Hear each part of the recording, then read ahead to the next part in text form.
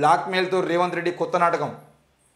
గ్యారంటీలను పార్లమెంట్ ఎన్నికలతో ముడిపెట్టడం సరికాదు, ఎంపీ అభ్యర్థులను మార్చం, మజ్లిస్ను గెలిపించేందుకు కాంగ్రెస్ తాపత్రయం, హామీల అమలులో ప్రభుత్వం విఫలం. డాక్టర్ కె లక్ష్మణ్ అంట. ఇది ముచ్చటే వేరే ఉన్నది. మజ్లిస్ని గెలిపించడం కోసం కాంగ్రెస్ పార్టీ తాపత్రయం పడుతుందట. మరి మీరేం చేస్తారు? మజ్లిస్ పార్టీని ఓడించడం కోసం మీరేం చేస్తారు?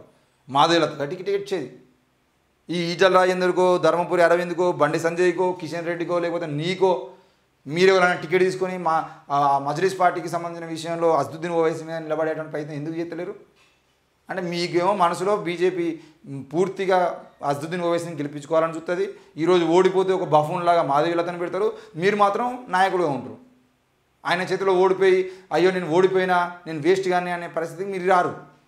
దమ్ముంటే మీరు నిలబడండి అసదుద్దీన్ ఓవైసీ మీద. ఇంకా నామినేషన్లో టైం ఉంది కదా.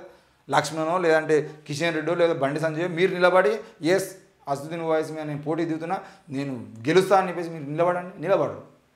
ఎందుకంటే అసదుద్దీన్ ఓవైసీని గెలిపించుకోవాలనే తాపత్రయం కాంగ్రెస్ పార్టీ కన్నా ఎక్కువగా లక్ష్మణ్కి ఉంటుంది, కిషన్ రెడ్డికి ఉంటుంది. ఇది వాస్తవం.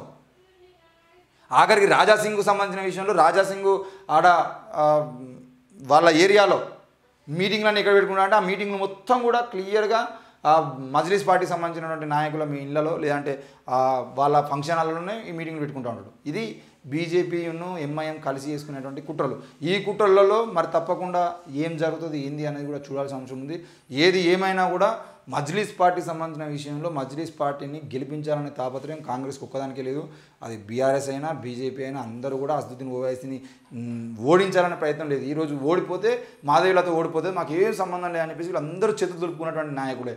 ఒక్కడు కూడా ధైర్యం చేసి అసదుద్దీన్ ఓవైసీ మీద పోటీ చేయరు. ఎందుకు పోటీ చేయాలంటే వీళ్ళందరికీ ఓడిపోతారనే విషయం తెలుసు కాబట్టి. ఇక వీళ్ళు మళ్ళీ మాట్లాడమంటే నీతులు మాట్లాడుతూ ఉంటారు. ఏది ఏమైనా కూడా తెలంగాణ రాష్ట్ర రాజకీయాలు చూస్తున్నారు కాబట్టి ఇప్పటికైనా మీరు అర్థం చేసుకొని ఎవరు ఏ రాజకీయ డ్రామా చేస్తున్నారో అర్థం చేసుకొని రానున్న లోక్సభ ఎన్నికల్లో బీజేపీకి వ్యతిరేకంగా బీజేపీకి ఎందుకు అనంటే భారత రాజ్యాంగాన్ని ఒకవేళ భారత రాజ్యాంగం జోలికి మేము రాము, భారత రాజ్యాంగాన్ని మార్చడానికి ప్రయత్నం చేయము, మన మానవుల హక్కుల్ని ఈ దేశంలో నుండి ఏ కులమైనా ఏ మతమైనా ఎవడన్నా కానీ ఏ మతం జోలికి ఏ కులం జోలి ఇవ్వకుండా ఎవరి హక్కుల్ని మేము కాలు రాయకుండా ఉంటామన్నటువంటి ఏ పార్టీకైనా మీరు ఓటేయండి. అంతే తప్పించి ఎట్టి పరిస్థితుల్లో ఈ దేశంలో కులం పేరుతో మతం పేరుతో వర్గం పేరుతో ప్రాంతం పేరుతో ఏదో ఒక వ్యక్తుల పేరుతో అన్నిటి మధ్యలో గొడవలు పుట్టించి ఇక్కడ దేవుళ్ళ పేరుతో కూడా గొడవలు పుట్టించి మనుషుల్ని సంపాదన కుట్రలు చేసేటువంటి ఏ పార్టీ కూడా మీరు స్థానం కల్పించదని కోరుతున్నాను. నిరుద్యోగ సమస్య కీలకం, ఎన్నికల్లో ఇదే ప్రధాన అంశం.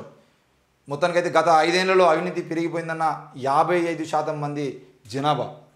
గత 5 ఏళ్లలో అవినీతి పెరిగిపోయిందని చెప్పేసి చెప్తున్న దేశవ్యాప్తంగా 55% మంది జనాభా ఈ దేశంలో అవినీతి పెరిగిపోయిందని చెప్తా ఉన్నారు.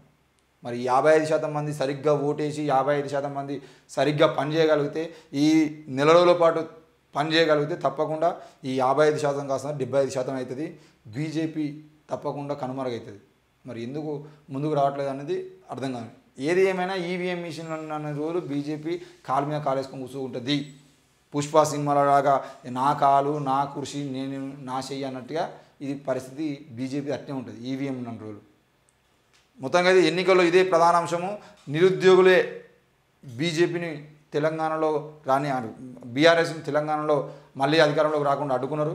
ఇప్పుడు కేంద్రంలో బీజేపీ అధికారంలో రాకుండా ఉండాలన్నా కూడా నిరుద్యోగుల వల్లనే సాధ్యమవుతుంది. మరి నిరుద్యోగులందరూ ఏకమైతే మీ 2 కోట్ల ఉద్యోగాలు ఇస్తున్నాడు నరేంద్ర మోడీ, 2 కోట్ల ఉద్యోగాలు ఎందుకు ఇవ్వలేదని చెప్పేసి సరిగ్గా ప్రశ్నించగలిగితే మా అకౌంట్లో వేస్తాను 15 లక్షలు ఏమైనా అని చెప్పేసి నల్లధనం వెనక్కి తీసుకొస్తా అని చెప్పేసి నేను చెప్పిన మోడీ నల్లధనం ఎందుకు తీసుకురావట్లేదు, నల్లధనం తీసుకురావడానికి ఎవడు అడ్డుకుంటానని చెప్పేసి గట్టిగా ప్రశ్నించగలిగితే తప్పకుండా బీజేపీ కౌంట్ డౌన్ అనేది స్టార్ట్ అవుతుంది అనే విషయం కూడా మనం అర్థం చేసుకోవచ్చు.